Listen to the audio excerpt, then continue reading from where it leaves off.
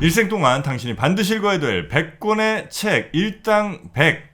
오늘은 여러분의 운명을 바꿔드리겠습니다. 반갑습니다. 정프로고요. 네, 정곽입니다. 네, 이지선입니다. 네. 오늘 제가 너무 거창하게 좀 말씀을 드린 것 같은데 네. 실제로 오늘은 여러분의 운명, 또 우리의 운명, 운명을 한번 바꾸는 시간을 가져보도록 하겠습니다. 기대된다. 운명을 바꿔주실 네. 또 우리 주술사 한번 나오셨어요. 네, 오늘 이제 50에 읽는 주역이라는 책을 쓰신 작가분, 저자분을 직접 모시고 네. 그 이야기 한번 좀 들어보도록 하겠습니다. 태극사상연구소의 강기진 소장님, 어서 오십시오. 네, 안녕하세요. 네, 반갑습니다.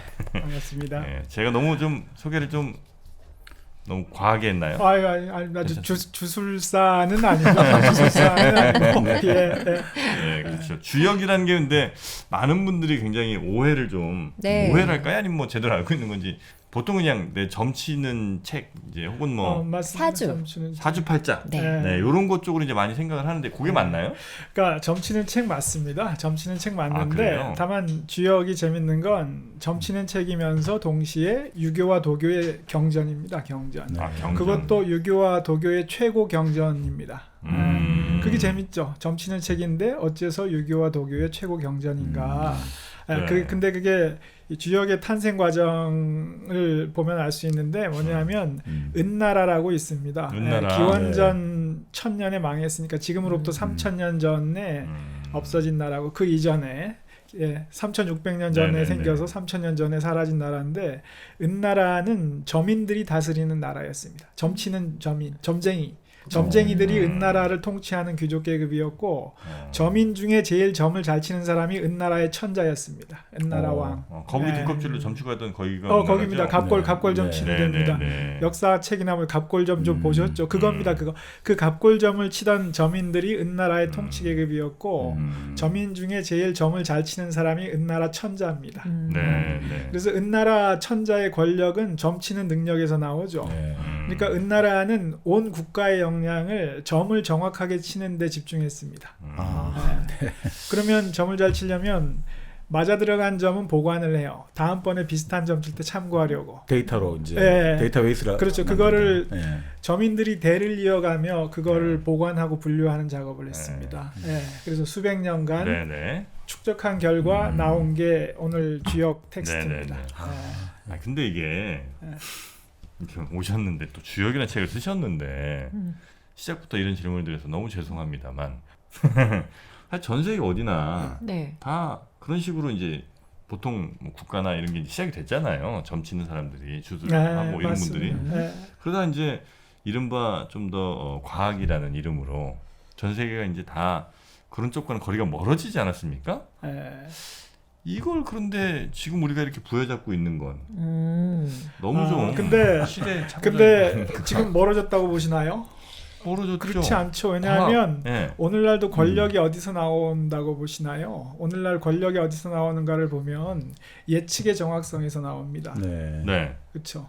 가령 미국의 우리 최고 권력자는 제가 볼 때 대통령이 아니고 요즘 보면 패드 의장이죠. 패드 의장이 하는 게 뭔가요? 예측이죠, 예측. 경기가 어떻게 될 것이다. 금리 정하고. 그 예측이 정확할 때 권력이 나오거든요. 사실 지금 말씀대로 그 정치인의 가장 그 우선적인 덕목이 예견 능력이거든요. 맞습니다. 예견 능력. 현재 우리나라 정치인도 정치인의 권력이 어디서 나오나 그 사람의 예측의 정확성에서 나옵니다. 근데 그거를 아마 지선 씨가 그 얘기 하려고 그랬던 것 같은데 그거를 예를 들면 뭐 이런저런 데이터 또 이런저런 상황들은 이제 잘 분석을 해서 거기에 맞는 예측을 해야 되는 건데 저는 이제 제대로 공부한 적이 없어서 그렇긴 하겠습니다만 주역이라는 거는 뭐 무슨 음양오행 뭐 이런 거에 의해서 그렇지 않습니다. 한번 직접 한번 읽어봐 주시면 그렇습니까? 안 읽으셨잖아요. 안 읽었죠. 읽어봐 주시면 왜냐하면 네. 주역의 역, 그러니까 주역 그렇죠. 또는 역경이라고 하는데요. 역경이라는 거는 역에 대한 경전입니다. 역에 대한 경전. 그럼 역이 뭐냐?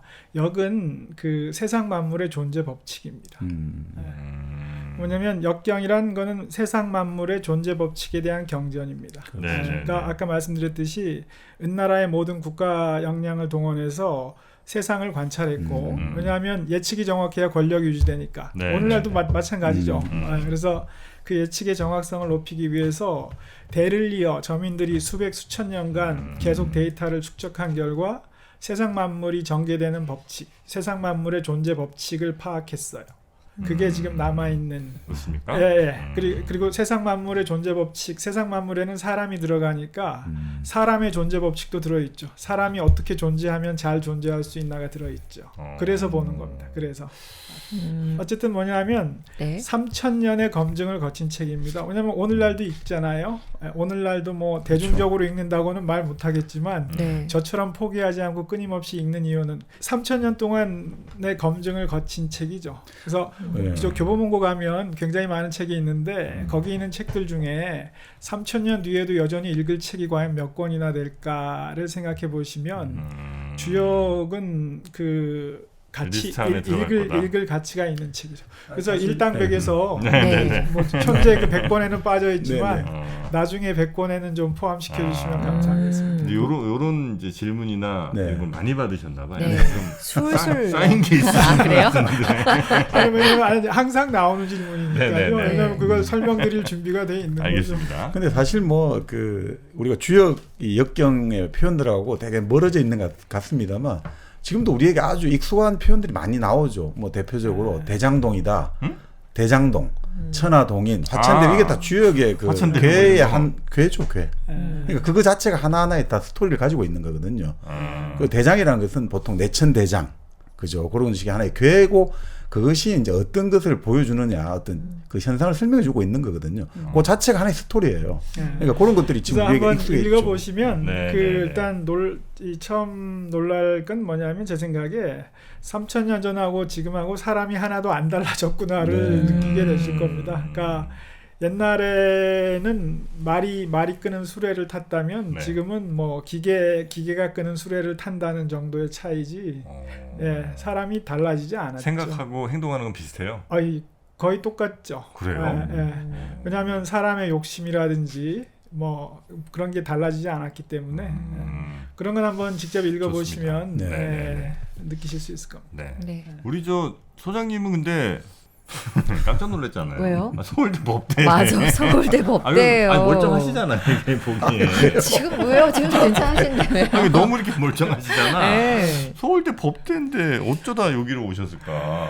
그러니까 그거는 제가 소음인이어서 그렇습니다. 소음인이라는 제가 연구소가 이제 태극사상 연구소도 있고 그 사상체질 연구소라고도 조그맣게 운영하고 있는데요. 왜냐하면 이재마 선생님의 사상체질이 제대로 알려져 있지 않아서 그걸 알리기 위해서 하는데 저는 소음인인데 4가지 체질 중에 그 소음인은 뭔가에 사로잡히는 사람입니다. 그리고 그거에 사로잡히면 다른 게 안 보여요.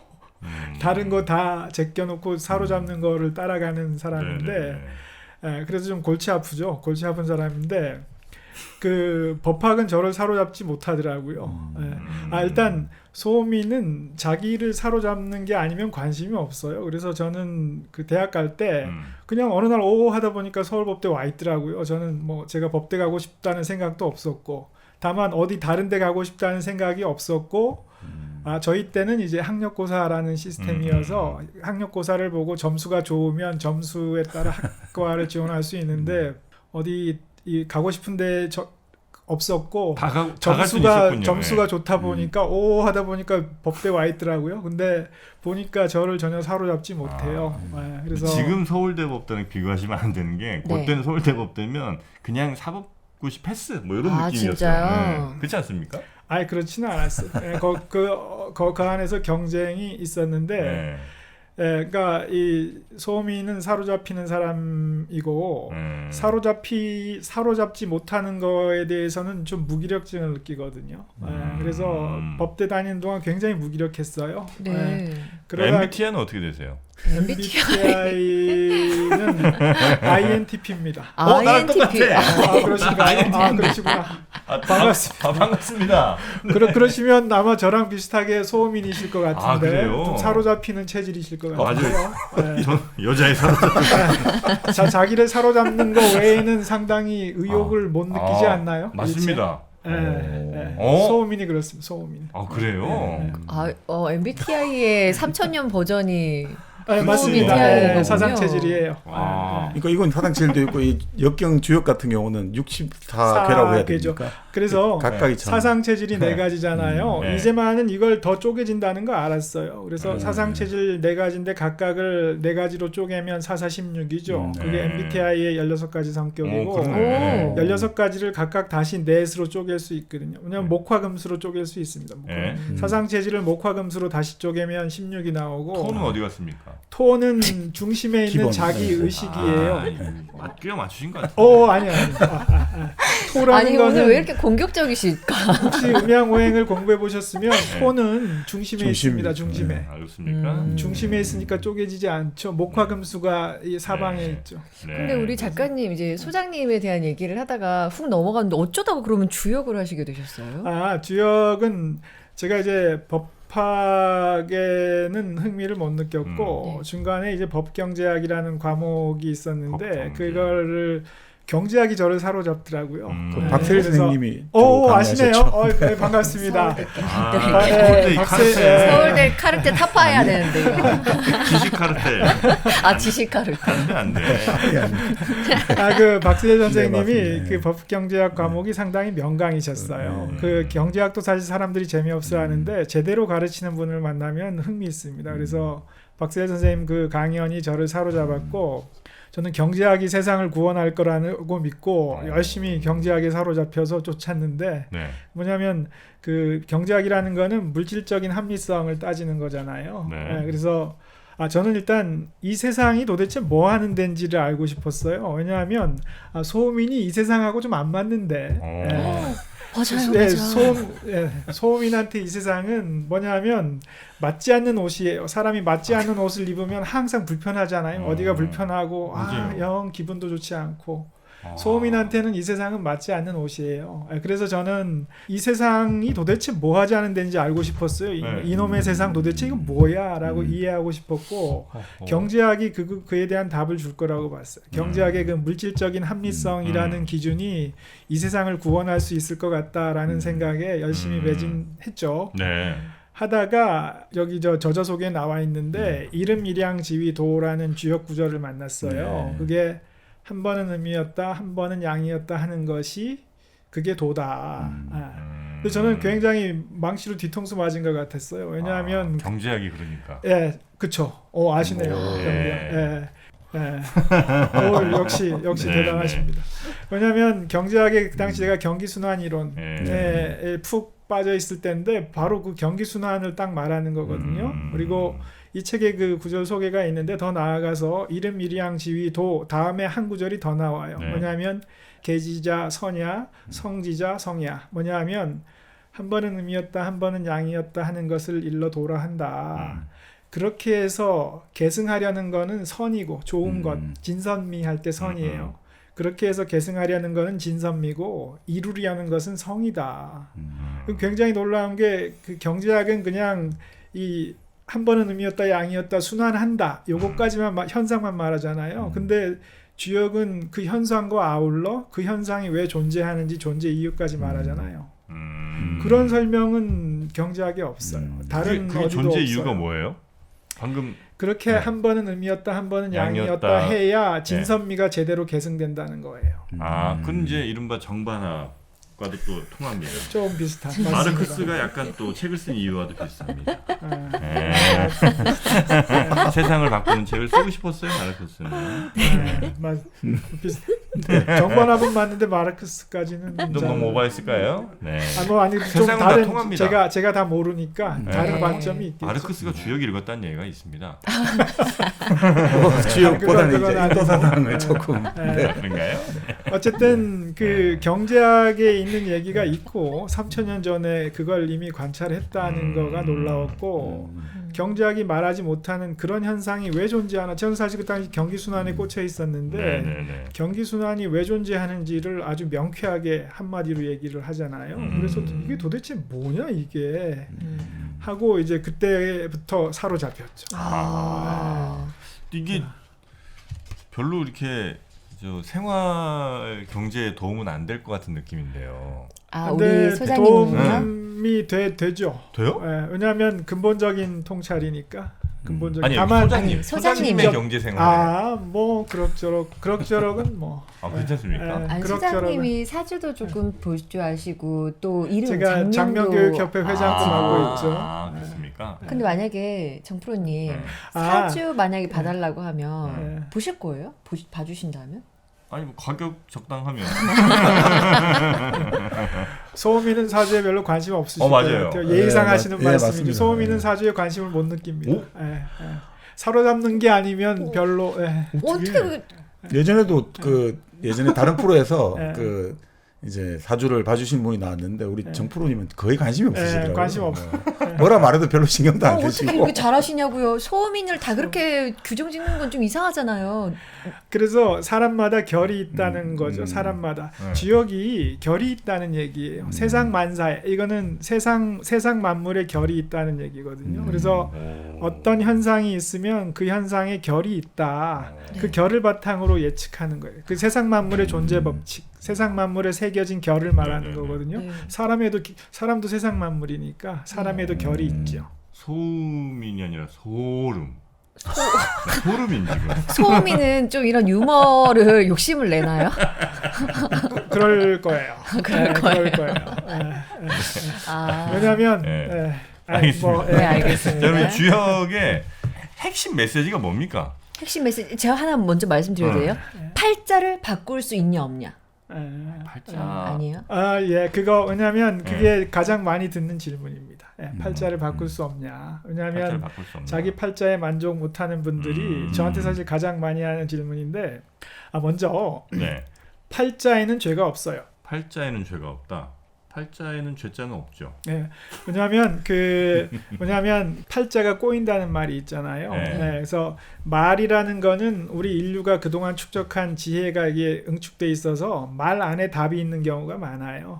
그래서 팔자가 꼬인다는 건 뭐냐하면 팔자가 꼬이는 게 문제지 팔자 자체에는 문제가 없다는 거죠. 팔자는 괜찮은데 팔자가 꼬이는 게 문제죠. 그래서 팔자가 뭐죠?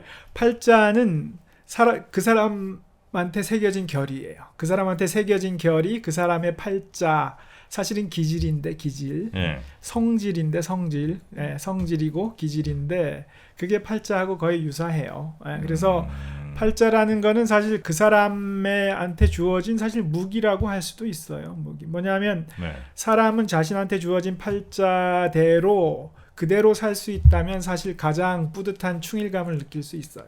근데 자기한테 주어진 팔자대로 살지 못하는 게 문제죠. 그게 팔자가 꼬이는 겁니다. 아니 우리가 흔히 이제 팔자랑 같이 붙어 다닌다는 건 사주잖아요.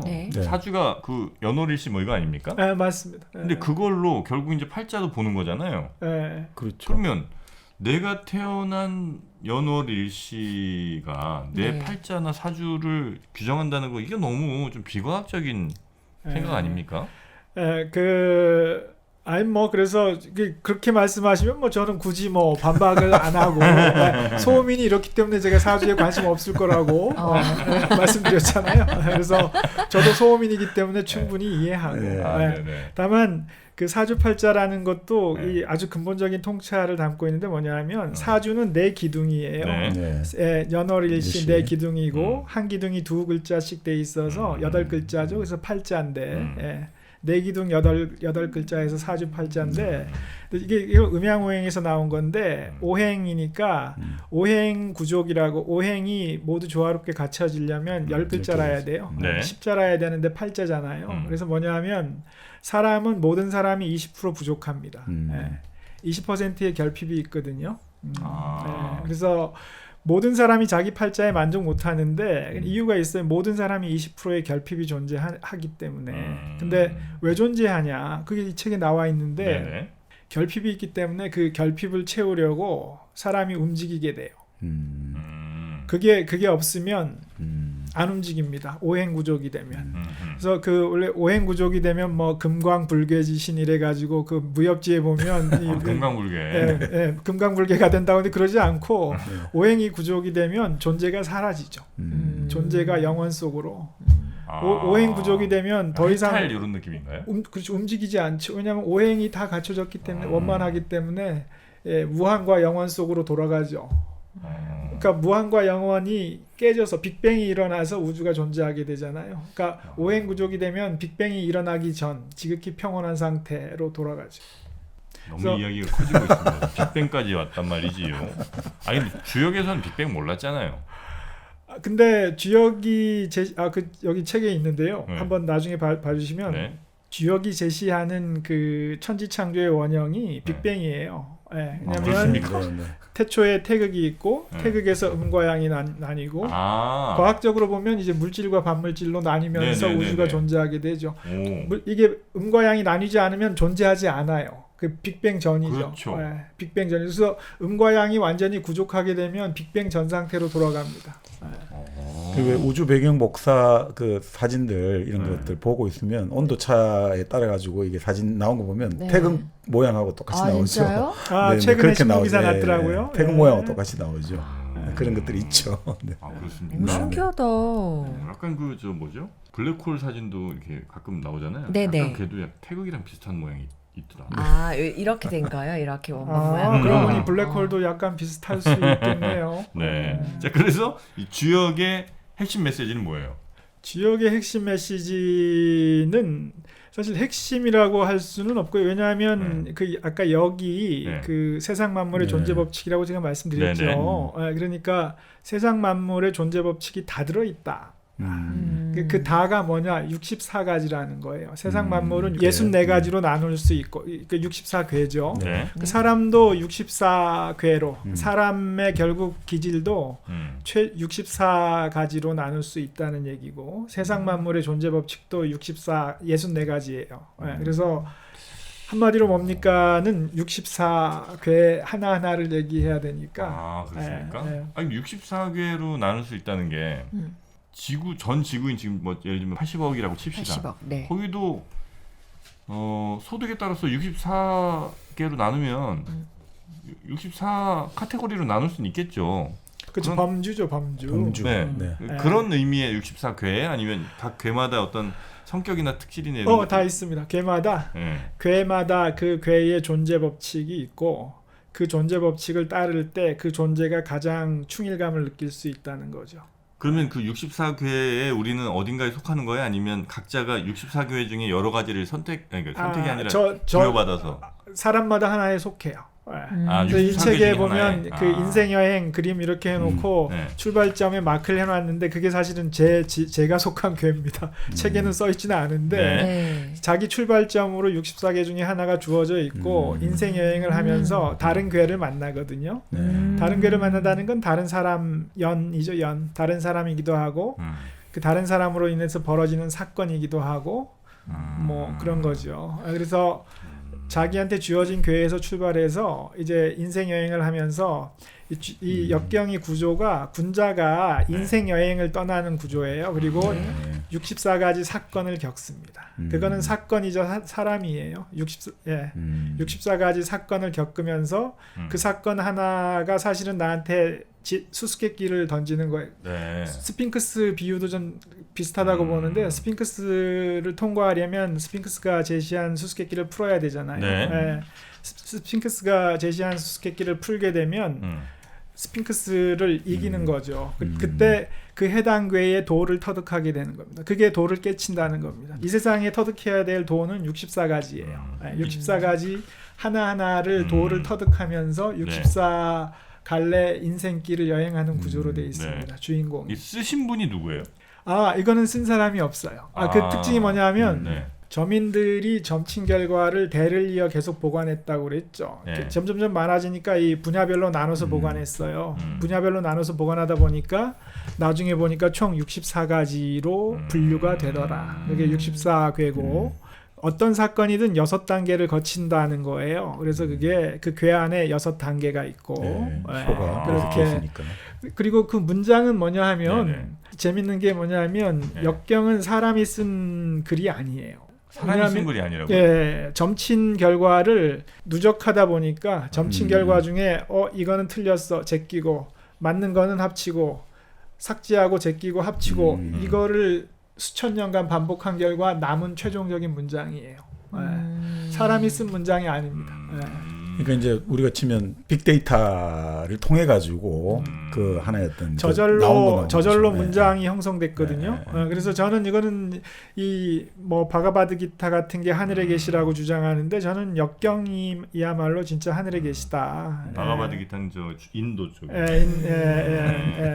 그래서 이 역경이 사람이 쓰지 않았고 이 세상 만물의 움직임을 통해서 저절로 이 발현된 문장이니까 하늘이 스스로 드러낸 거죠. 근데 제가 이제 예전에 그 좀 일이 안 풀리고 답답하고 근데 누군가하고 일을 해야 된단 말이죠. 그러니까 그때 이게 결국 판단이 내리기가 되게 힘들단 말이에요. 이 사람하고 과연 일을 하는 게 과연 어떤 결과를 가져올까? 아무리 내가 논리적으로 이렇게 생각해보고 저렇게 많은 시나리오를 해봤는데 이 판단을 못 내리겠어요. 그럴 때 어떻게 했냐면 우리 그 동전 가지고 그 효를 이제 그 괴를 얻어내는 뭐 방법이 있더라고요. 그래가지고 그걸 가지고 이제 점을 한번 치본 거죠. 진짜 던져가지고 그러니까 그 괴를 얻었어요. 근데 아무래도 이게 해석이 안 되는 거죠. 이걸 그 책을 보고 읽어도 이게 그러니까 좋다는 건지 나쁘다는 건지. 그러니까 아까 이제 소장님도 말씀하셨습니다만. 그러니까 이 책의 첫 번째 그거잖아요. 운이란 좋고 나쁨이 없다 이렇게 딱 말씀하셨잖아요. 그러니까 결국 보면 이게 좋은 건지 나쁜 건지를 이 역경을 따라서 읽어보니까 이건 이렇게도 볼 수 있고 저렇게도 볼 수 있으니까 이거 어떻게 받아들여야 될지 참 난감하더라 그때 그런 생각이 들었습니다. 그렇죠. 그런 경우 이제 저 같은 사람이 도움을 드릴 수 있겠죠. 이 문장의 의미에 대해서. 근데 융이 사실 주역점을 좋아했고 스스로 주역점을 치기도 하고 어떤 결정을 내릴 때. 근데 융은 뭐라고 했냐면 역경의 문장이 무의식을 소환한다고 했어요. 무의식을. 그리고 융은 무의식이 의식보다 더 정확한 판단을 한다고 봤잖아요. 그래서 융한테는 주역점의 의미가 있었습니다. 근데 이제 지금 그게 바로 지금 우리 정프로님 아까 그 의문하고 이제 이어지는 건데 그 융이 말하는 점을 치고 이런 것 자체가 결국 나한테 영향을 동시적으로 준다고 봤잖아요. 그러니까 예를 들어 신영국 선생님이 예전에 그런 말씀하셨는데 자 어떤 어머니가 아이가 지금 대학 입시 뭐 시험을 치는데 하여튼 정성을 다해서 점을 쳤다. 그래서 그 이제 괴를 얻어가지고 그게 따라서 열심히 뭘 하는데 그렇게 치성을 들이는 것하고 아이의 대학 입시 어떤 이런 것들이 그러니까 융에 따르면 동시성의 원리가 있다는 거잖아요. 그 괴를 얻어가지고 이런 것하고 우리가 보는 인과적인 원리, 우리가 흔히 말하는 세상을 살아갈 때 원인과 결과에 따라가지고 우리는 과학으로 보는데 이게 좀 납득이 잘 안 된다는 거죠. 부모님이 열심히 치성 들이는 게 하고 아이 대학 입학하고 이게 동시적인 뭔가 영향을 공부는 아이가 하는 거기 때문에 전혀 연관이 없는 게 이제 상식인데 거기에 이제 어떤 영향을 유흥은 동시성의 원리니까 예를 들어 가지고 전혀 관계 없어 보이지만 뭔가 동시적으로 감응할 수 있다. 뭐 그렇게 볼 수 있겠죠. 가령 어머니가 그렇게 정성을 다하시는 모습이 그 자녀한테 영향을 미칠 수 있겠죠. 내가 정말 정신 차리고 공부해야 되겠다라는 생각을 미칠 수도 있고. 그래서 점이라는 건 사실 우리가 이 서울에 지금 사는 것도 사실은 점에 점을 쳐서 결정됐죠. 아시나요? 그 태종이 동전을 던져서 서울의 입지를 결정했습니다. 동전 던졌어요? 네. 진짜 동전을? 네. 왜냐하면 이 여기로 하자는 그렇죠. 주장과 저쪽으로 하자는 주장이 50대 50으로 팽팽히 맞섰어요. 그래서 동전을 던져서 하늘의 뜻을 묻자 이렇게 된 거죠. 그래서 어떻게 잘 된 거예요 이게? 뭐 잘 된 거죠. 왜냐하면 오늘날 서울이 그래도 그렇죠. 나쁘지 않게 뭐 하여튼 92년에가 그죠. 15세기부터 지금까지 수도로 이어오고 있으니까. 그렇죠. 다만 제가 아까 말씀드렸다시피 주역은 점치는 책이기도 하지만 유교와 도교의 최고 경전이잖아요.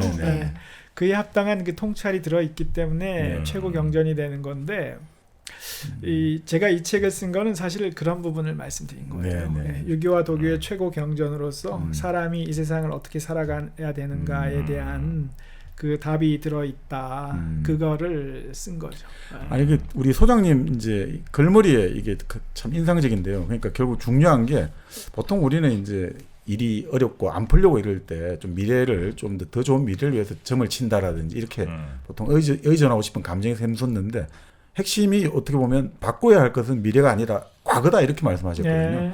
이미 일어난 과거를 어떻게 바꾼다 이런 느낌이 이제 좀 의문이 드네요. 제가 서두에 그 말을 던진 이유는 이 책 제목이 50에 읽는 주역인데 그 50대인 분들이 대체로 당신의 인생을 바꿀 수 있다 이렇게 좀 힘을 내시라라고 말씀드리면 보이는 반응이 뭐 이 나이에 뭘 바꾸냐 그냥 살던 대로 살지 뭐 이런 반응이 거의 대부분이세요. 근데 그 이유는 바꿔야 될 게 미래라고 생각하기 때문이죠. 50이니까 남아있는 시간이 얼마 안 되는데 지금 뭐 내가 열심히 해서 뭘 바꾸냐 이렇게 되는 건데 사실은 바꿔야 될 거는 과거거든요. 과거. 그리고 과거를 바꾸지 않고 현재 뭘 노력해서 현재와 미래를 바꾸려고 보통 시도하는데 그렇게 시도하면 100% 실패합니다.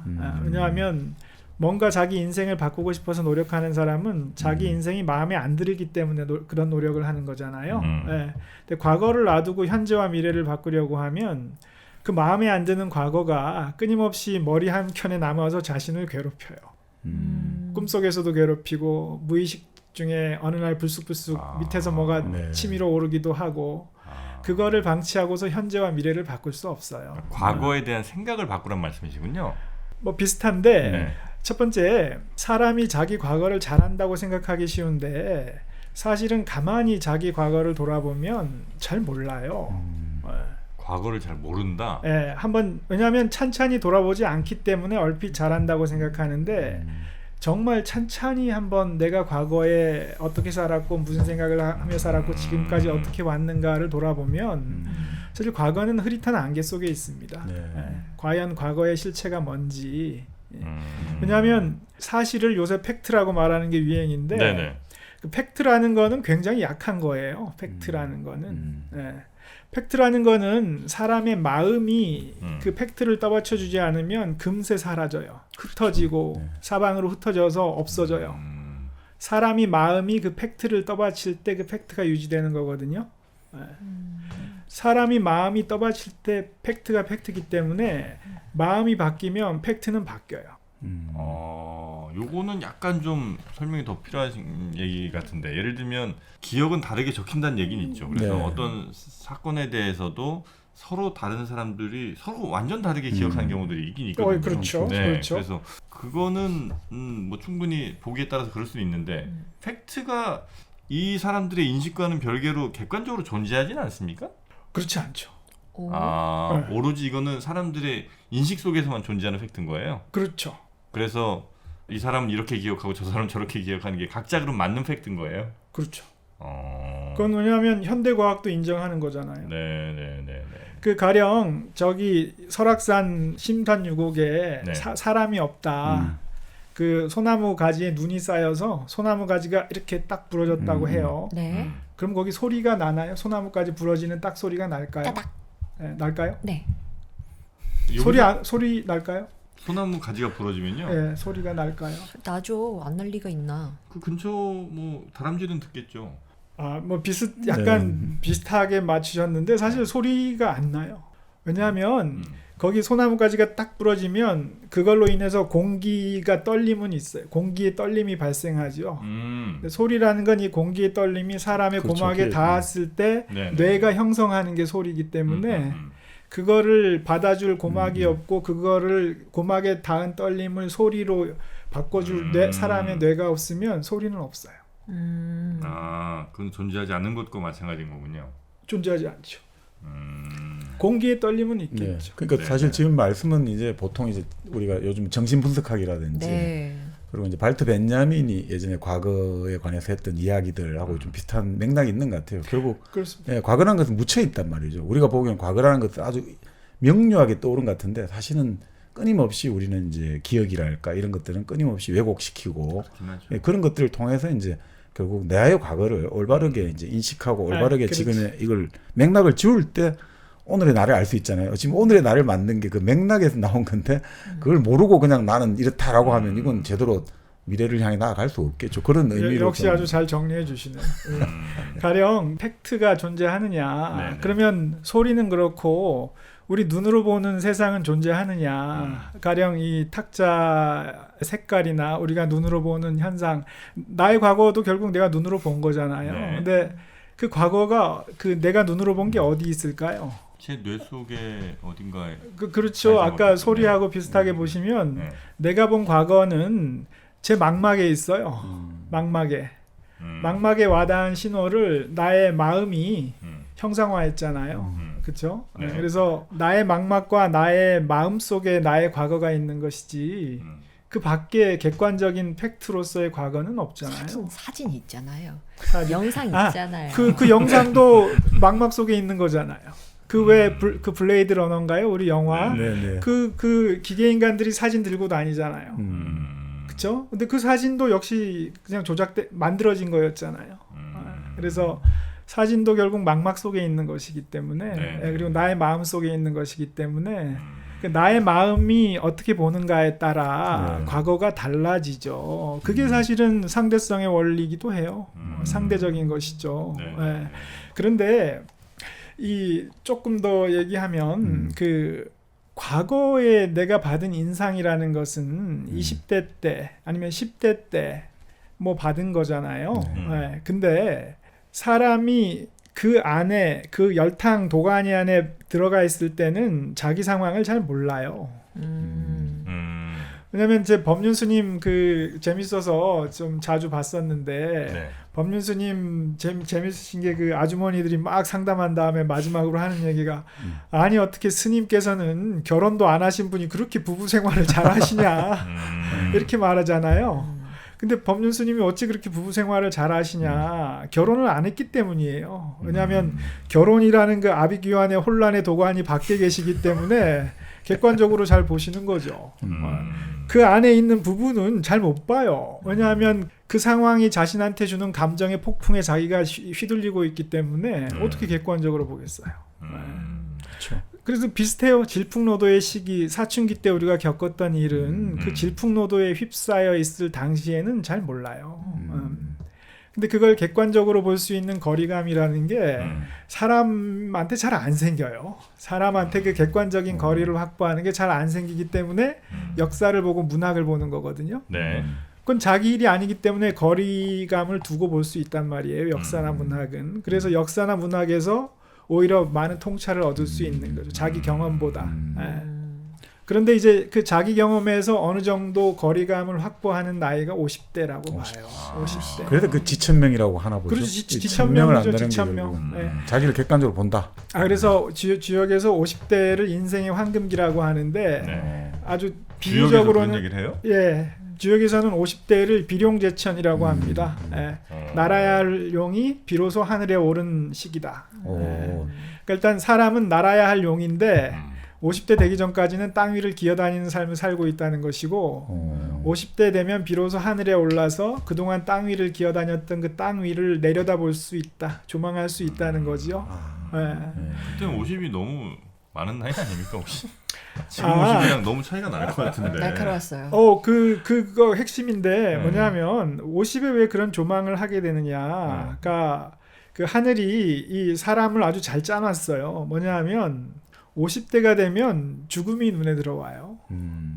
받는 게 부고장이지 않습니까? 젊었을 때는 뭐 친구 결혼한다, 뭐 돌잔치한다 이런 해피한 것들이 오는데 이제는 오는 게 부고장이잖아요. 그래서 예나 지금이나? 그렇죠. 옛날에도 뭐 50대 되면 죽음이 눈에 들어오는 거지 않습니까? 그래서 죽음이 눈에 들어올 때 삶이 잘 보이는 거죠. 이게 주역의 대대의 원리입니다. 대대는 뭐냐면 어둠과 빛과 어둠 대대, 삶과 죽음 대대, 남자와 여자 대대. 그래서 대립항적인 남자를 잘 알려면 여자를 잘 알아야 여자하고 대비해서 봐야 남자를 잘 알잖아요. 그렇죠? 그리고 빛을 알려면 어둠을 알아야 어둠이 있어야 빛을 볼 수 있고 삶을 제대로 이해하려면 죽음을 이해해야 된다는 거죠. 달리 그게 아니라 50대면 이제 힘이 빠지고 죽음이 눈에 들어오기 때문에 삶을 좀 제대로 볼 준비가 갖춰졌죠. 어떻게 50이잖아요 이제 50. 그러신가요? 무슨 말씀이실까요? 죽음이 좀 들어와요? no. 네.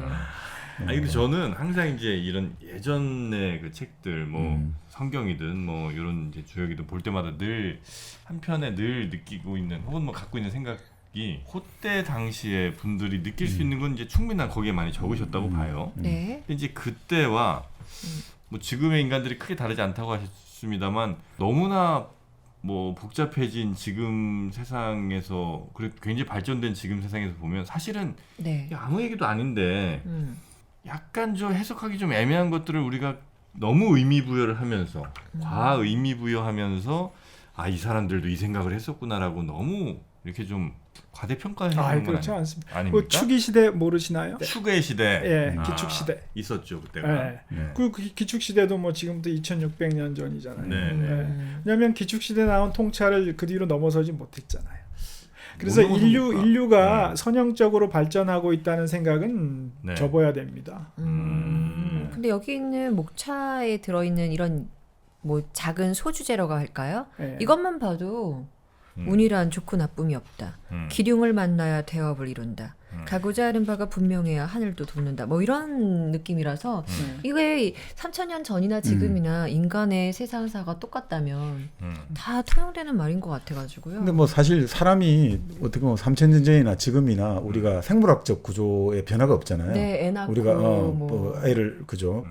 배가 고프면 먹어야 되고 목이 마르면 마셔야 되고 고통을 당하면 아프고 그리고 지금 그렇죠. 성욕도 있고 그 아이도 낳아야 되고 여러 가지 이든 생물학적 구조가 크게 변화가 없으면 기본적으로 사람들이 추구하는 욕망의 구조가 큰 변화는 없죠. 그 욕망이 그 소장님 말씀대로 말을 타고 가다가 더 좋은 차를 타고 다닌다든지 비행기를 타고 다닌다든지 이런 것들의 변화는 있지만 근본적으로 뭔가 다른 것에 힘을 이용해서 이제 사람들이 이동한다라는 구조에서는 사실 큰 변화는 없다고 볼 수도 있다는 거죠.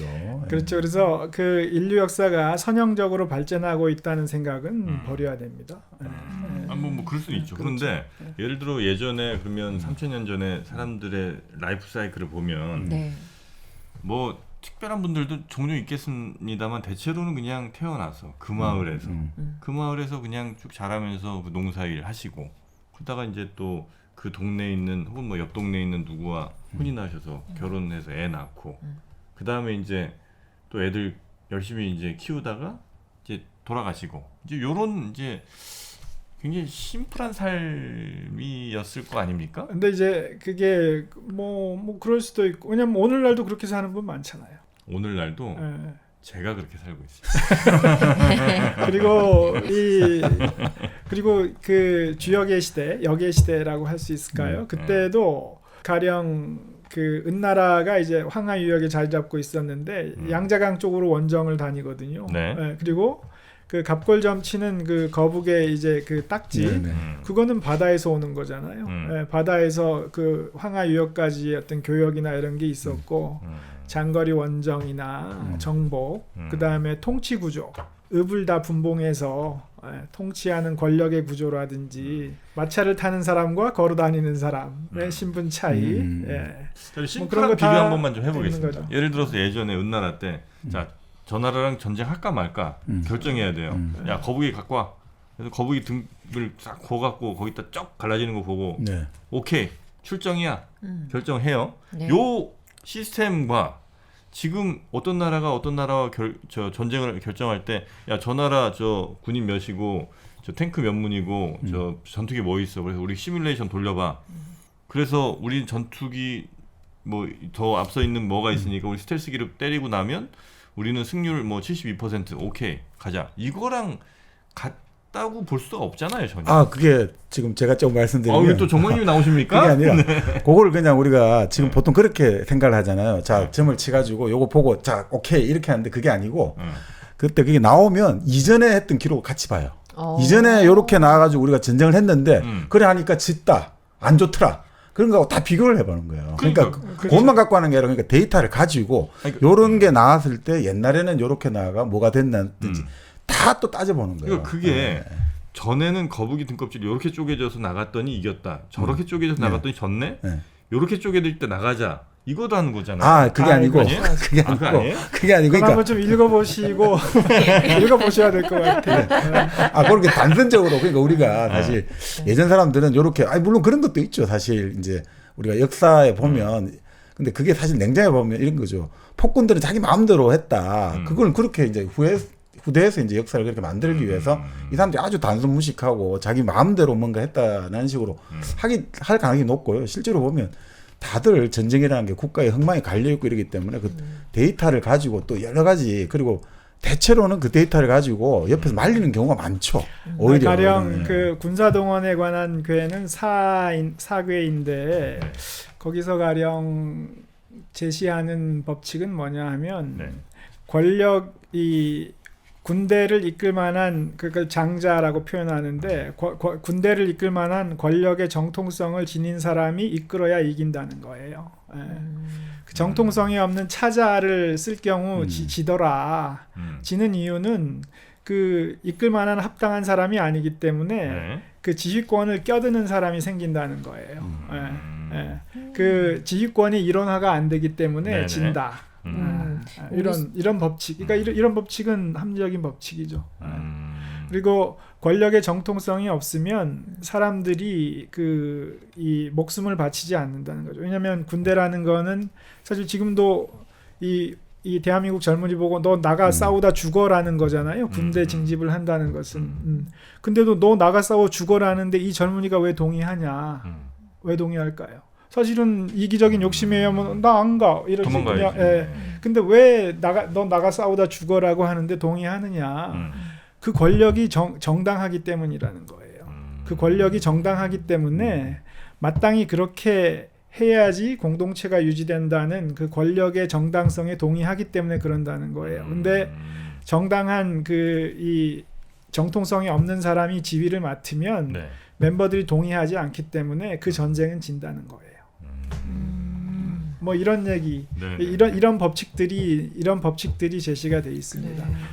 군사를 제대로 이끌기 위한 법칙 이런 것들. 정프로님은 계속 과거에 이제 이게 어떻게 오늘날까지 이게 적용될 수 있나라고 물으시는데 전 진짜 궁금한 건 그래서 이 책을 읽으면 내 인생과 내 마음이 바뀔 수 있냐거든요. 저는 개인적으로 지금 약간 저는 마음에 안 드는 제 성격이 약간 있어요. 그런 기질들이. 근데 이게 바뀔 수가 있을까? 약간 그런 게 궁금하긴 한데. 그건 뭐냐면 일단 자기 기질을 좀 이해할 필요가 있는데 제가 여기 그거를 했는데 융이 사실 주역을 상당히 받고 연구했고 해서 뭐 비슷한 얘기들이 좀 있는데 융은 그 성서 구절을 인용하거든요. 뭐냐면 그 예수가 나를 따르려는 사람들은 자기만의 십자가를 지고 나를 따라야 한다 이렇게 말하거든요. 근데 융이 그걸 딱 제시해요. 뭐냐면 사람은 누구나 자기만의 십자가를 지고 산다는 거예요.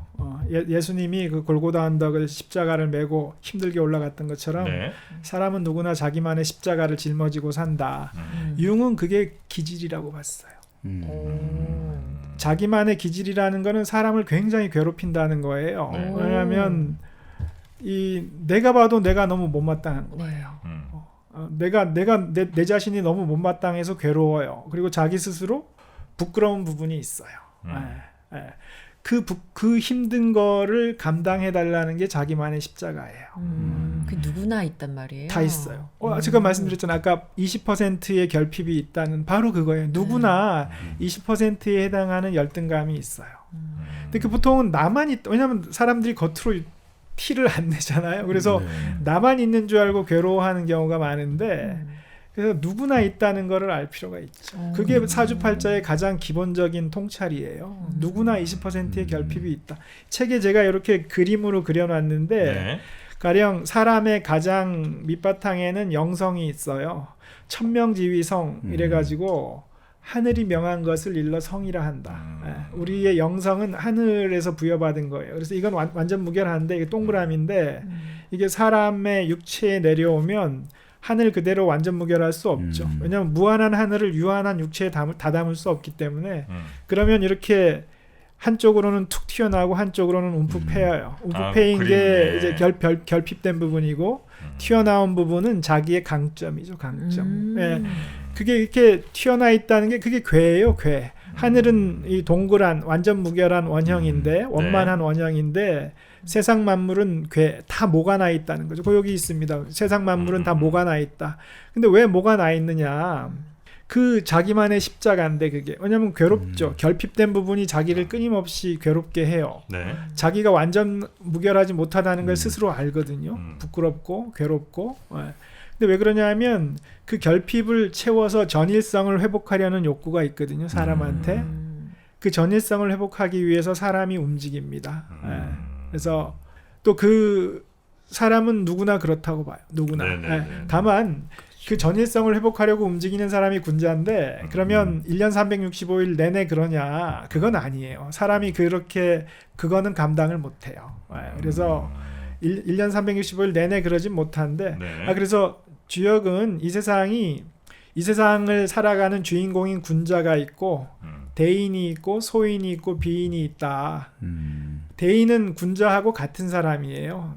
군자와 동급인데 군자는 자기죠. 자기 삶의 주인공인 나. 다른 대인은 나하고 동급이지만 그 사람이 내 인생을 살아줄 수는 없는 거니까 지금 내 망막에 펼쳐진 이 세상을 살아나가야 되는 나는 군자고 나와 동급의 사람이 대인이고 소인은 그 하늘이 바라는 게 나한테 있다. 나한테 하늘이 바라는 게 있다는 거를 모르는 사람이에요. 그래서 자기의 이익과 안위만을 위해서 움직이는 사람이 소인이고 비인이 또 있어요. 비인은 사람이 아닌 사람. 비인. 이 세상 주역에 비인이 꽤 나와요. 어떤 사람들이 비인이에요? 사람이 아닌 사람. 예를 들면 흉악한 범죄자? 아니면 그런 사람 당연히 비인이죠. 그냥 살다 보면 정말 사람이 아니다. 어찌 사람이 저러냐라고 하는 사람. 또 하나는 할 말을 잃게 만드는 사람. 할 말을 잃게 만드는 기가 막혀서 할 말을 잃게 만드는 사람. 그 비인이죠. 비인. 근데 그게 이제 그 사람 자체가 그런 사람인지 아니면 뭐 회사 같은 데서도 우리 상사가 정말 비인 같은데. 그거 중요한 지적이신데 주역은 그거를 따지진 않아요. 그리고 그냥 비인이 있다. 현상으로서 있다. 비인을 잘 상대해야 된다는 것이고 다만 주역의 힌트는 뭐냐 하면 비의 비자가 세 변이 막혀있는 상자 안에 사람이 들어가 있습니다. 자기 뒤로는 터져 있어요. 사실 나올 수 있겠죠? 그 꽉 막힌 상자. 꽉 막힌 거기서 나올 수는 있는데 자기 뒤에 있기 때문에 잘 못 보겠죠. 그러니까 대체로는 잘 못 나오겠죠. 그렇지만 나올 여지는 있습니다. 하여튼 꽉 막혀 있는 사람, 말이 안 통하는 사람, 말하다 보면 내가 할 말을 잃게 되는 사람. 그래서 주역은 그런 비인을 대하는 요령은 아주 명쾌하게 얘기합니다. 비인과는 말에 섞지 말아라. 그거 외에 다른 방법이 없다. 만약 근데 사람은 누구나 희망 편향적이에요. 그래서 저 사람 내가 설득하면 될 거야. 내가 사정하면 될 거야라고 보통 생각하거든요. 근데 안 된다는 거죠. 그렇게 설득하고 사정하다가는 결국 기가 막혀서 할 말을 잃게 되는 기가 막힌 꼴을 보게 되니까 말을 섞지 말아라. 이렇게 딱 명쾌하게 얘기합니다. 말을 섞지 말아라. 그래서 무슨 얘기하다 여기 왔는지 모르겠는데 하여튼 세상은 대인, 소인, 비인으로 이루어져 있습니다. 그래서 그 개운의 비결, 운을 좋게 하는 거에 관심이 많은데 개운의 비결의 가장 근본은 대인, 소인, 비인을 구분하는 거예요. 구분할 수 있으면 되는 거예요? 그렇죠. 이렇게 보고 구분할 수 있으면 되는데 근데 아까 말씀드렸죠. 사람의 마음이 결정한다고. 이게 문제예요. 자기 마음에 따라 보거든요. 그래서 마음이 선한 사람은 상대방을 선하게 봐요. 그래서 마음이 선한 사람이 비인한테 아주 큰 경을 치는 경우가 많죠. 그래서 이 대인, 소인, 비인을 구분하는 거고 또 하나는 주역은 이 세상이 하나의 세계라고 보지 않아요. 주역은 이 세상은 크게 상경과 하경 두 세계로 이루어져 있다. 상경과 하경은 뭐예요? 상경의 이 세상 우리가 오늘 아침 문을 열고 나오면 눈앞에 상경의 세상과 하경의 세상이 섞여 있어요. 그래서 제가 이 사람을 만날 때 비인을 만난다면 이건 상경의 세상이고 대인을 만난다면 이제 하경의 세상이죠. 그러니까 뭐냐면 왜 번대인 것 같지? 대인을 만나면 상경일 것 같고 상경이 아직 난세예요. 난세. 이 원칙이 정립되지 않은 세상. 그래서 상경의 난세를 군자와 대인이 합심해서 평정을 해서 하경의 치세로 평화의 시대로 넘어가는 그 구조의 스토리가 후천개벽 같은 느낌이죠. 맞습니다. 잘 아시는 후천개벽을 이룬 게 이제 하경이라고 볼 수 있습니다. 그래서 근데 우리가 문을 열고 나가면 상경의 세상과 하경의 세상이 혼재해 있어요. 뭐냐면 우리가 문을 열고 나가면 순간순간 관계망을 이동하잖아요. 이러한 관계망에서 이러한 관계망으로 이동하잖아요. 그때 우리가 상경과 하경의 경계선을 넘나들어요. 그거를 잘 구분해서 대하는 게 운이 좋아지는 비결입니다. 결국 이제 주역에서는 결국 가장 중요한 게 결국 관계 그리고 그런 관계들로 결국 사람들이 의미의 관계 속에 위치해 있고 그리고 그런 것들 속에서 자기가 잘 좋은 자리에 들어가고 맞게 그거에 맞게 대처해야 되죠. 그게 변화네요. 그러니까 그 변이라는 그렇죠. 게. 그래서 상대방이 비인이면 말을 섞지 말아야 되는 거고 그때 변화를 잘해야 되군요. 그러니까. 그렇죠. 변화를 잘해야죠. 그래서 어차피 이 방송은 50대만 보지는 않으실 것 같고 젊은 사람들도 많이 볼 것 같은데 20대와 30대라면 제가 볼 때 가장 중요한 건 뭐냐면 그 상경의 세상에는 의리가 적용되지 않아요. 의리라는 것이. 근데 사람은 의리를 지켜야 된다. 누구나 이렇게 배우기 때문에 나는 의리를 지켜야 돼. 젊을 때일수록 그러는데 하경에서는 통하는 얘기고 하경에서는 예와 의리를 지켜야 되는데 다 해야 되는데 상경은 아닙니다. 상경은 에티켓만 지키면 돼요. 에티켓만. 겉으로 지켜야 될 거를 지키면서 비인과 큰 마찰 없이 자기를 지키는 게 상경의 세상이지 상경의 세상에서 예와 의리를 다 하겠다고 하면 크게 손해보고 잘못하면 그 회복불능에 상처를 입게 되죠. 본인이 비인이면 어떻게 해요? 비인은 주역을 안 보겠죠. 그러니까 본인이 비인인 사람들은 그럼 누구도 나랑 말 안 섞고 이렇게 그냥 계속 살아야 되는 거예요? 내가 비인이면 더 나쁜 비인이 있겠죠. 나에게는. 상대적인 거라면서요. 맞습니다. 상대적인 거니까. 그거 아주 좋은 비유네요. 그렇죠. 위에 따라서 그죠. 비인은 더 나쁜 비인한테 당할 것 같아요. 맞습니다. 그런 비인, 더 나쁜 비인한테 대비인과 말을 섞지 않는 걸로. 그래서 주역은 비인의 정의를 일부러 내리지 않는 거죠. 현상만 얘기하는 거죠. 그래서 내가 보기에는 나한테는 비인이지만 다른 사람한테는 비인이 아닐 수 있죠. 그럴 수 있기 때문에.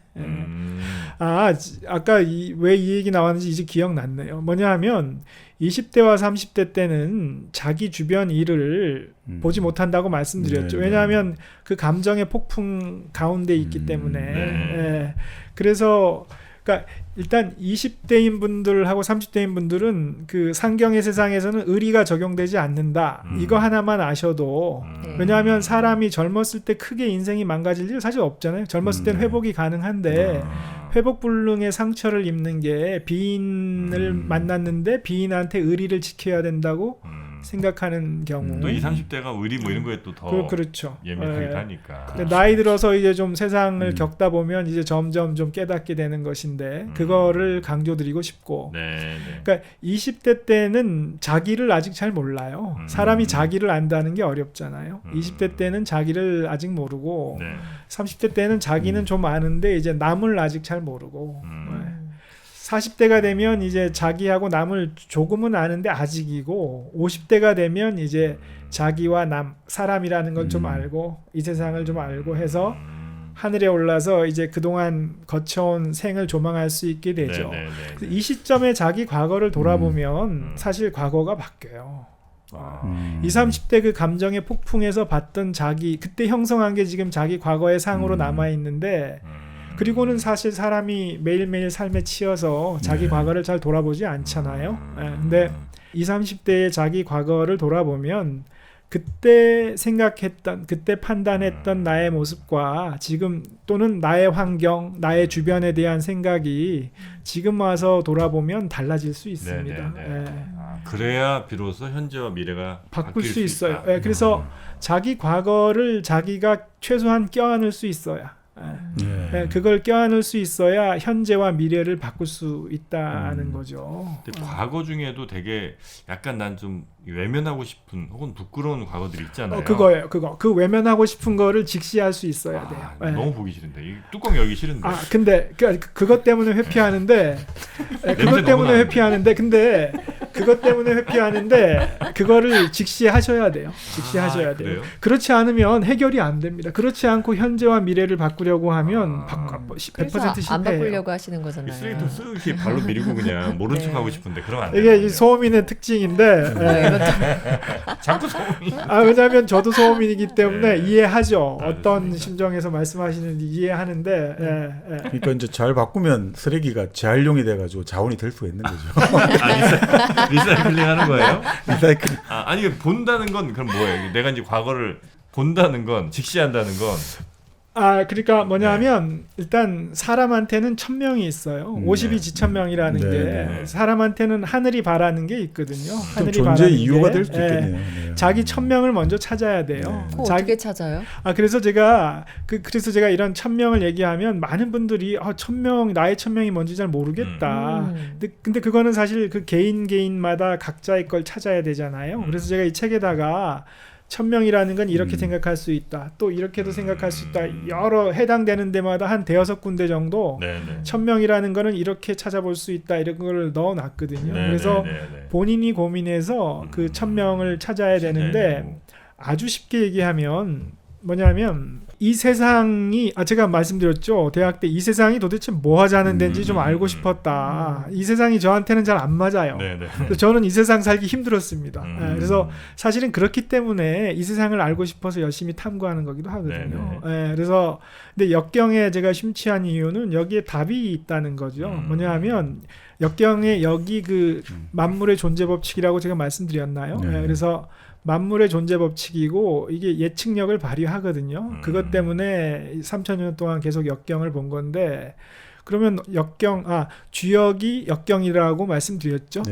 저는 역경이 더 입에 붙어서 말씀드리는데 그러면 역경이 왜 예측력을 발휘하냐? 역경에서 뭐라고 하냐면 만물의 정을 분류한 것이 이 괴다. 만물의 정, 만물의 세상 물정 모른다고 할 때 그 정 또는 인지상정 인정이 있다고 할 때 정. 이 정이 그 만물에 나 있는 결이라고 보셔도 돼요. 초코파이 정이랑 같은 정입니다. 같은 정입니다. 근데 그 정자의 뜻을 그 어원을 말씀드려야 되겠네요. 정자의 어원은 갑골문을 보면 마음인데 어떤 마음이냐? 자기 마음의 심연에서 올라오는 마음의 심연에서 싹터 올라오는 마음이 정이에요. 마음의 심연은 아까 말씀드렸죠. 천명지위성. 하늘이 명한 것을 성이라 이른다. 애초에 태어날 때 나에게 있었던 마음. 그거 이 책에 그거 있는데 뭐냐면 생각나는 게 너무 많으신 것 같다. 왜냐하면 세상 만물의 존재 법칙이 다 들어 있잖아요. 그래서 그 뭐냐면 우리가 태어날 때 나라는 생각이 없었어요. 그렇죠. 나의 의식. 지금 나라는 생각. 내가 열심히 내일 누구를 만나서 이렇게 해야 되는데 그 사람을 뭐라고 설득할까 열심히 고민하고 뭐가 먹고 싶다라는 이 나라는 생각 이게 자아잖아요. 자아 의식이죠. 의식의 중심이 자아죠. 자아. 근데 우리가 태어날 때 이 자아 의식이 없었잖아요. 이 자아 의식은 12살쯤에 형성된 거죠. 그래서 우리가 지금 나라고 생각하는 이 생각이 이건 참 중요한 거예요. 왜냐하면 12살 때 심어진 거예요. 외부에서. 외부에서? 그쵸. 이거는 태어날 때 나한테 없었으니까. 어떻게든 뭐 배웠든 뭐 어떻게든 그렇겠죠. 그래서 이게 사실 이게 불교의 가장 근본 가르침이에요. 불교에서 고통을 없앨 수 있다는 게 뭐냐 하면 너 나라는 생각 너 그거 엉터리다. 그거 가짜나 아직 그거 너 아니다. 너무 사실 이건 너무 괴로운 사람한테는 이 처방이 저는 쓸모 있다고 봐요. 너무 인간으로서 겪기 힘든 일을 겪어서 괴로운 사람한테는 이게 도움이 됩니다. 그 힘든 일을 겪은 그래서 지금 괴로워하고 있는 나가 그거 진짜 나 아니라는 거예요. 그거는 그냥 너가 그냥 엉터리로 나라고 생각하는 거지 그거 진짜 너 아니야. 환영이다 이거죠. 환상이다. 진짜 너는 더럽혀지지 않아. 진짜 너는 네가 어떤 사고를 치든 어떤 사고를 당하든 진짜 너는 더럽혀지지 않아 라고 얘기해 주는 거거든요. 이게 불교에서 모든 고를 없애는 그 가장 기본적인 치유법이에요. 우리가 태어날 때 우리한테 있었던 마음이 성이에요. 천명지위성. 하늘이 명한 것을 성이라 이른다. 뭐냐면 우리가 탄생하는 그 순간 나한테 있었던 마음이 성이에요. 그게 영성이에요. 그렇죠. 그리고 몸도 그때는 없었어요. 수정란만 있었잖아요. 수정란이 엄마 자궁 속에서 온갖 주변 원소를 끌어모아서 몸을 형성하잖아요. 그러니까 몸도 나중에 형성된 거지 몸도 나 아니잖아요. 몸도 내가 아니고 그때 있었던 성 그게 진짜 나라는 거죠. 영성이 진짜 나라는 거죠. 뭐 사실 이 책은 어떻든 지금 보통 나이가 한 50 정도 되면 기본적으로 이제 아무리 내가 열심히 일해도 뭔가 내 힘으로만 달성되기 힘든 뭔가 있구나. 그리고 세상이라는 게 내가 바르고 정직하게 산다고 꼭 되는 건 아니구나 이런 여러 가지 좀 자책이랄까 여러 가지 후회가 될 때 그럴 때 보면 이 세상에 뭐 도도 없고 강호에 의리는 없고 다 모든 게 타락하고 바닥에 떨어진 것 같은데 그런데 가다가 또 보면 한 번씩 이 역전의 드라마들이 펼쳐지잖아요. 그러니까 이렇게 보면 또 세상이란 것은 아무리 지금 아무도 나를 알아주지 못하는 것 같아도 뭔가 또 하나의 어떤 변화의 씨앗이 또 누군가가 보고 있다 이런 생각도 좀 들게 하니까 상당히 힘을 많이 주는 것 같아요. 특히나 여기 소장님 책 중에 주역에 인용한 요 부분이 저는 상당히 이제 인상적인데 제가 한번 읽어드리겠습니다. 하늘의 돈은 가득 찬 것을 이지러뜨리고 겸허한 것을 이롭게 하며 땅의 돈은 가득 찬 것을 변하게 하고 겸허한 쪽으로 흐르며 귀신은 가득 찬 것을 해하고 겸허한 것에 복을 주며 사람의 돈은 가득 찬 것을 미워하고 겸허한 것을 좋아한다. 이렇게 겸괴를 설명하고 있는데 이게 참 그런 것 같아요. 우리가 보면 모든 것들이 우리는 항상 모든 걸 가득 차 있고 권력이든 부든 모든 게 왕성하고 이런 걸 되게 좋아하는데 하늘이나 땅이나 귀신이나 사람이나 가득 찬 것은 반드시 미워하고 깎아내버리고 빌수록 오히려 이게 채워진다는 거죠. 상당히 이런 게 한 번씩 참 인상적으로 와닿는 것 같습니다. 맞습니다. 이제 그런 게 세상의 신비죠. 그래서 뭐냐면 역경이 가장 싫어하는 게 가득 차는 겁니다. 가득 차는 거. 가득 차는 거는 하늘과 땅과 사람이 다 미워하고 귀신조차도 그 해코지를 한다는 거죠. 그래서 근데 이게 정말 그런가를 생각해 보면 사실 사람들이 그거 알아요. 뭐냐면 싸울 때 다들 내가 약자라고 자처하죠. 힘센 놈이 약한 사람 팬다고 이러죠. 그렇게 말해야 사람들이 자기를 편들어 줄 거라는 걸 아는 거거든요. 무의식적으로. 그리고 드라마 주인공 보면 항상 약자예요. 드라마 주인공이 있으면 주인공보다 항상 더 강한 빌런이 등장하죠. 더 강한 빌런이 등장해서 주인공을 괴롭혀야 사람들이 주인공의 감정이입이 되거든요. 뭐냐면 사람들이 무의식 중에 약한 사람을 편든다는 걸 아는 거예요. 하늘과 땅과 사람이 다 약한 사람을 편을 들고 귀신조차도 약한 사람 편을 든다는 거예요. 그래서 이거는 희망이죠. 왜냐하면 약한 사람을 괴롭히려는 하늘이나 귀신은 없다는 겁니다. 하늘이나 귀신은 항상 약한 사람을 도우려고 한다. 그 때문에 세상이 돌고 돈다는 거예요. 그게 신비죠. 그게 신비. 그게 아까 말씀하셨죠. 도저히 안 될 것 같은데 이렇게 좀 약간 사필귀정처럼 되는 약자가 다시 일어설 수 있게 만드는 그게 나타나는 그게 신비죠. 하늘과 귀신이 돕는 건데. 그래서 음양이 생기나 보다 이렇게. 그렇죠. 사이클이 생기고 세상은 항상 돌고 그렇죠. 만약 그런 신비의 작용이 없으면 한 번 이긴 사람이 계속 이기겠죠. 그래서 승자 독식이 될 텐데 이 세상은 결코 승자 독식으로 가고 있지 않죠. 그렇게 잠깐 보면 그렇게 보이지만 길게 보면 결국 계속 바뀐다 이거죠. 승자 독식으로 가지 않죠. 그래서 다양성이 피어나는 거거든요. 삼라만상이 다양하게 다 자기 자리를 차지하고 피어날 수 있는 거죠. 자, 오늘 저희가 생각했던 것보다 훨씬 더 긴 시간을 우리 소장님과 함께 주역 얘기를 비롯한 하여튼 굉장히 방대한 이야기를 좀 나눴는데 근데 이게 사실 너무 두서없이 좀 이 얘기 저 얘기 막 하게 된 것 같습니다. 그건 소장님 책임입니다. 그런가요? 우리 책임 아니에요. 죄송합니다. 소장님이 너무 생각나는 게 많으셔. 주역에 워낙 많은 얘기가 담겨있다 보니까 막 중구난방으로 튀어나온 것 같네요. 죄송합니다. 아닙니다. 네. 자, 그래서 이제 오늘 길게 얘기를 좀 나눠봤는데 어쨌든 저희가 또 주역에 대해서 더 궁금하신 분들은 책을 좀 보시면 좋을 것 같은데 어떻게 우리 소장님께서는 주역을 그냥 보는 걸 추천하십니까? 아니면 50에 읽는 주역을 보는 게 더 낫겠다 이렇게 생각하십니까?